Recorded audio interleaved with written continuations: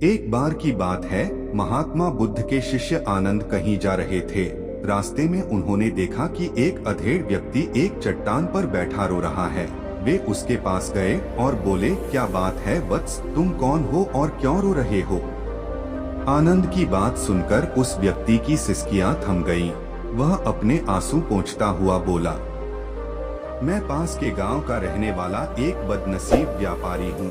मैं जो भी काम करता हूँ वह बिगड़ जाता है। व्यापार के चक्कर में मैंने अपनी पत्नी के गहने गंवा दिए। मैंने अपने परिवार को भी खो दिया, यहाँ तक कि मेरा घर भी गिरवी पड़ा है। मुझे तो लगता है कि मैं किसी काम का नहीं हूँ। मेरी किस्मत ही खराब है। उसकी बात सुनकर आनंद बोले, तुमसे किसने कहा वत्स कि तुम्हारी किस्मत खराब है? जरा मैं भी तो जानूं कि तुम्हारी किस्मत में क्या खराबी है। वह व्यक्ति बोला, पहले मैं खेती करता था, पर हर साल उसमें घाटा होता था। कभी सूखा पड़ जाता तो कभी ज्यादा बारिश के कारण फसल बर्बाद हो जाती। इससे परेशान होकर मैंने व्यापार करने का निश्चय किया। मैंने पत्नी के गहने बेचकर अपना व्यापार शुरू किया, लेकिन मेरा व्यापार नहीं चला। शुरू में परिवार वालों ने मेरा साथ दिया, लेकिन जैसे जैसे मुझे नुकसान होने लगा, मेरे परिवार वाले भी मुझसे दूर हो गए। मैं यह सब उनके लिए ही कर रहा था, लेकिन अब वे लोग मुझे देखकर नजरें फेर लेते हैं और मुझे ही मेरे परिवार की दुर्दशा का जिम्मेदार ठहराते हैं। उस व्यक्ति ने एक लंबी सी सांस ली और फिर बोला, मेरा एक मित्र है, उसने भी मेरे साथ अपना व्यापार शुरू किया था। उसका व्यापार अच्छा चल रहा है। वह जब भी मेरे घर आता है तो अपनी सफलता की कहानियां सुनाता है। उसकी बातें सुनकर मेरे घर वाले भी कहते हैं कि उसे देख और कुछ सीख। हमें तो लगता है कि तेरे वश का कुछ भी नहीं है। उन लोगों की बातें सुनकर अब तो मुझे भी लगने लगा है कि शायद मेरे वश का कुछ भी नहीं है। अब तो मुझे अपना जीवन ही व्यर्थ लगने लगा है। मेरे मन में ख्याल आता है कि अपना जीवन समाप्त कर लूं। मैं यहाँ आया भी इसी इरादे से था, लेकिन हिम्मत नहीं कर पाया, इसीलिए यहाँ एकांत में बैठा विलाप कर रहा था। आनंद बोले, ओह तो ये बात है। वैसे क्या तुम इसके अलावा कुछ और भी कहना चाहते हो? उनकी बात सुनकर वह व्यक्ति बोला, एक ओर मेरा हर काम खराब हो जाता है, दूसरी ओर मेरा मित्र है जो हर समय मुझे नीचा दिखाने का प्रयत्न करता रहता है। मुझे समझ में ही नहीं आता है कि मैं क्या करूं। आनंद बोले, क्या तुम अपने मित्र की बातें सुनकर दुखी हो जाते हो? हाँ, मैं उसकी बातें सुनकर स्वयं दुखी हो जाता हूँ, उस व्यक्ति ने जवाब दिया। आनंद ने पूछा, तुम्हें किस बात का दुख होता है, अपने असफल होने का या फिर मित्र के सफल होने का? उनका सवाल सुनकर वह व्यक्ति एक पल के लिए सोच में पड़ गया। फिर वह बोला, अगर सच कहूँ तो मुझे अपने असफल होने का उतना दुख नहीं होता है जितना कि मित्र के सफल होने का होता है। अर्थात यदि तुम्हारा मित्र असफल हो जाए तो तुम्हें खुशी होगी? आनंद ने प्रश्न किया। वह व्यक्ति बोला, हाँ, मुझे बहुत खुशी होगी। इसका मतलब है कि तुम्हारी खुशी तुम्हारे मित्र पर निर्भर है। आनंद बोले, अगर वह चाहे तो तुम्हें खुश कर सकता है, और अगर वह चाहे तो तुम्हें दुखी कर सकता है। तुम स्वयं से न तो खुश हो सकते हो और न ही दुखी हो सकते हो, अर्थात तुम अपने मित्र के गुलाम हो गए हो, इसलिए तुम्हारा कुछ नहीं हो सकता। ऐसा न कहें महत्मन, उस व्यक्ति ने हाथ जोड़ दिए। आपकी बातें सुनकर मुझे कुछ आशा बंध रही है। आनंद बोले, जब हम किसी से आशा बांध लेते हैं तो उस पर निर्भर हो जाते हैं। ऐसे में हमारी खुशी और दुख भी उस पर निर्भर करने लगता है। इससे बेहतर है कि तुम अपने आप से आशा बांधो। जब तुम ऐसा करोगे, साथ ही पूरे जतन से काम करोगे, तो तुम्हें सफलता अवश्य प्राप्त होगी। कहते हुए आनंद ने एक पल के लिए उस व्यक्ति की ओर देखा, फिर अपनी बात आगे बढ़ाई। तुम्हें लगता है कि तुम्हारा मित्र तुम्हें दुखी करने आता है, पर अगर विचार करो तो वह बातें तो सच्ची ही कहता है। वह अपने संघर्ष और अनुभव की बातें बताता है। तुम उन बातों से बहुत कुछ सीख सकते हो। तुम्हें इसके लिए उसका धन्यवाद करना चाहिए कि तुम्हें घर बैठे कुछ अनुभव मिल रहे हैं। तुम उन अनुभवों का लाभ उठाओ, नई शुरुआत करो, कर्म करते जाओ, हार मत मानो। एक दिन तुम्हें सफलता अवश्य मिलेगी। आज तुम जिसे अपना बुरा वक्त या बुरी किस्मत कह रहे हो, एक दिन यह बदल जाएगी। इसी के साथ तुम्हारे विचार भी बदल जाएंगे। और देखना, जब तुम्हारा अच्छा वक्त शुरू होगा तब तुम्हारा मित्र भी तुम्हें अपनी सफलताओं की कहानियां नहीं सुनाएगा, तब वह अपनी असफलताओं की बातें बताएगा ताकि तुम उसकी बातें सुनकर भ्रमित हो जाओ। तुम्हारा आत्मविश्वास हिल जाए और तुम गलत निर्णय ले सको। लेकिन उस समय भी तुम्हें अपनी बुद्धि का प्रयोग करना होगा। तुम्हारा मित्र जैसे आज तुम्हें दुखी करने आता है, उसी तरह उस समय भी वह तुम्हें दुखी करने आएगा, क्योंकि जिस तरह उसे दुखी देखकर तुम्हें मजा आता है, उसी तरह उसे भी तुम्हें दुखी देखने में उतना ही मजा आता है।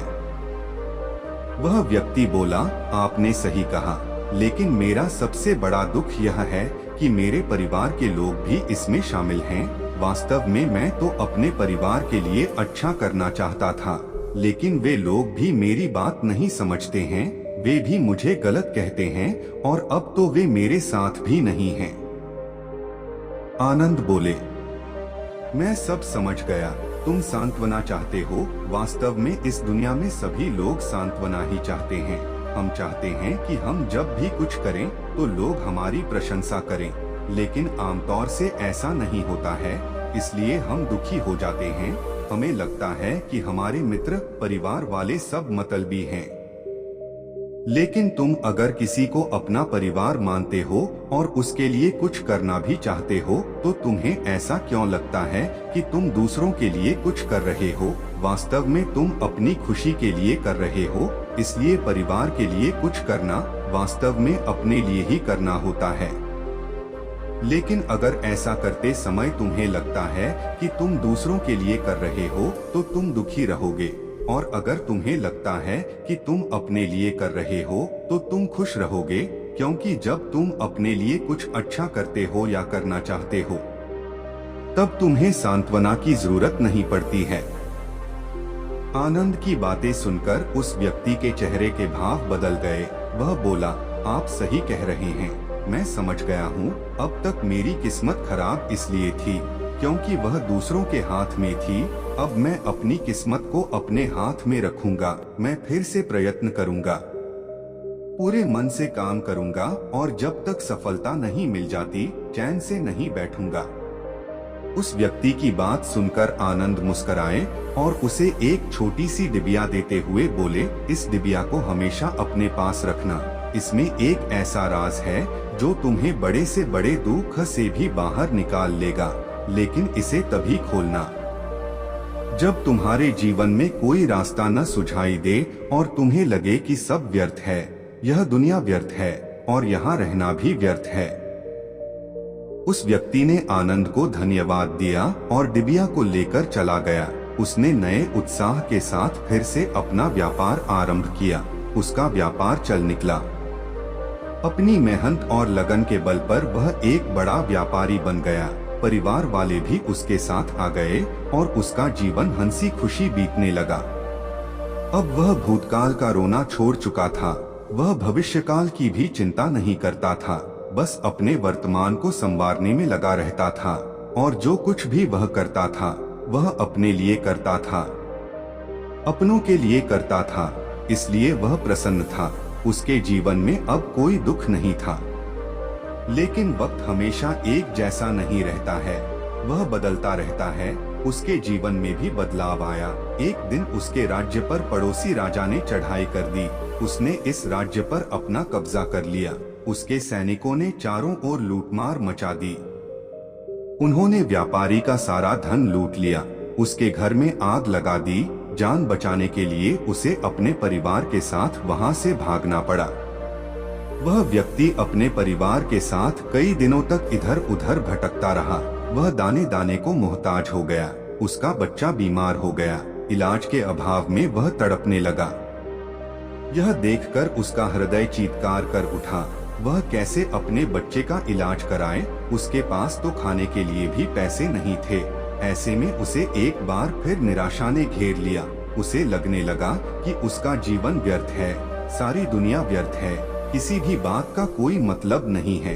भले ही आप जीवन में कितना भी कुछ कर लो, कितनी भी सफलता हासिल कर लो, पर अंततः यह जीवन समाप्त ही होता है। तो फिर ऐसे में जीवित रहने का क्या फायदा? इससे तो अच्छा है कि वह अपना जीवन समाप्त कर ले। लेकिन तभी उसके दिमाग में आनंद की दी हुई डिबिया कौंध उठी। उसने उत्सुकता के साथ उसे खोला। डिबिया के भीतर एक पर्ची रखी हुई थी। पर्ची पर कुछ लिखा हुआ था। उसे पढ़कर उसकी आंखों के आगे छाया निराशा का अंधेरा छंट गया और वह मुस्कुरा पड़ा। पर्ची पर लिखा हुआ था, यह समय भी बीत जाएगा।